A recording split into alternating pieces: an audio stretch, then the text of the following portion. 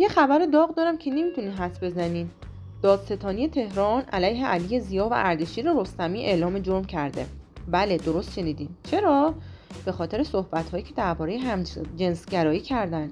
حتما به خودتون میپرسین چی گفتن که این همه دردسر به وجود اومده؟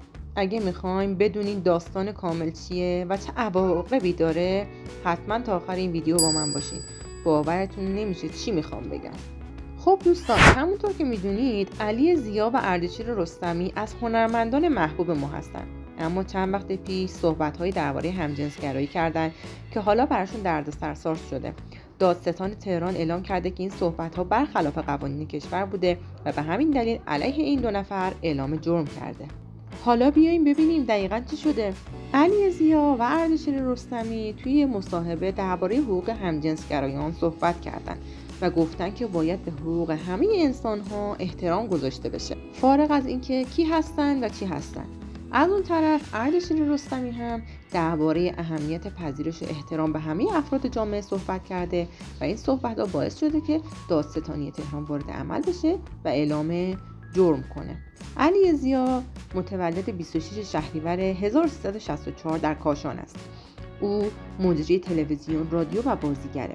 علی ضیا با برنامه‌های متعددی مثل گزینه جوان، ویتامین C و خندوانه شهرت پیدا می‌کنه و یکی از چهره‌های محبوب تلویزیونی تبدیل میشه. او به خاطر استایل خاص و توانایی برقراری ارتباط با مخاطبان همیشه مورد توجه بوده.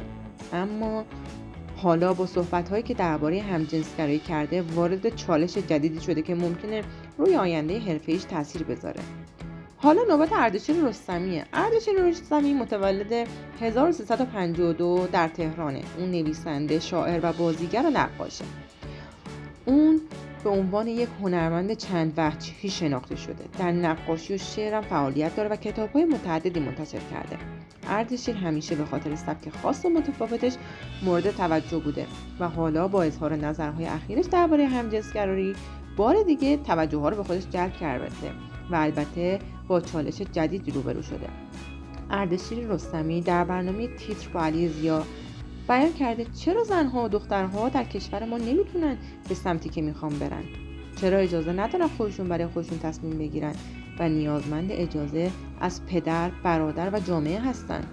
میتونن خودشون باشن. کسی که میخوان بغل کنن حتما باید پدر تعیین کنه به آغوش کی بره. چرا نباید اجازه داشته باشن آزاد باشن؟ چرا جنسیت ها رو ما باید تعیین کنیم؟ چرا لزبیان بودن بده؟ جنس و جنس مواجه نیستیم علی عزیز در جامعه. ما با چندین جنسیت مواجهیم.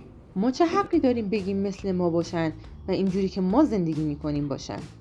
این اولین باری نیست که هنرمندای ایرانی به خاطر صحبت‌های خودشون دچار مشکل میشن.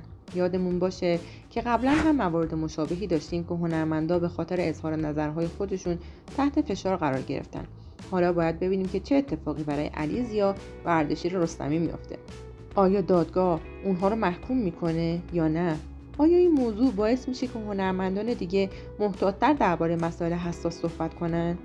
اگه شما هم نظری درباره این موضوع دارین، حتما تو قسمت کامنت ها با من به اشتراک بذارین. دوست دارم بدونم شما چی فکر میکنید؟ به کسی میگه تو چجوری باش؟ چرا گی بودن بده؟ واکنش ها به این خبر خیلی زیاد بوده. بعضیا معتقدن که این یک حرکت شجاعانه از طرف علی ضیا و اردشیر رستمی بوده که درباره موضوعات حساس صحبت کردن. اما از اون طرف بعضیا هم میگن که باید قوانین کشور رعایت بشه و این صحبت ها قابل قبول نیست.